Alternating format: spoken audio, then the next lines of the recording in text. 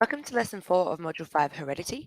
In this video, we're going to be looking specifically at cell replication, and we're still answering our inquiry question, and we've got a different one today. How important is it for genetic material to be replicated exactly? So why do cells replicate? It's to restore the nucleus to cytoplasm ratio.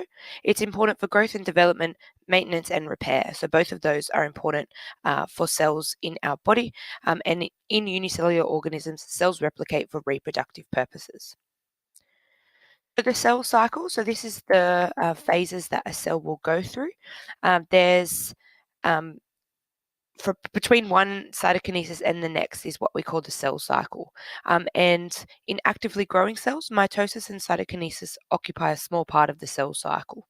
And we can see that there's lots of phases there, and the cell cycle length will be different depending on the type of cell. We can see that in the table there.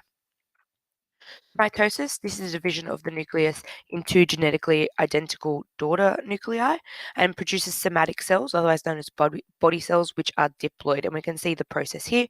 We go interphase, prophase, metaphase, anaphase, telophase, and then we go back to our interphase. And we can look at those processes in more detail in that diagram there. So just a quick running through of the phases. So prophase is where we see our chromosomes condense, the nuclear membrane breaks down, and we also see spindle fibers start to form.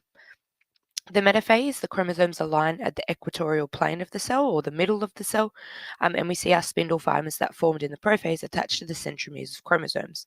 In our anaphase, our chromosomes start to separate. And then in our telophase, we see the nuclear membrane reform around the two sets of chromosomes.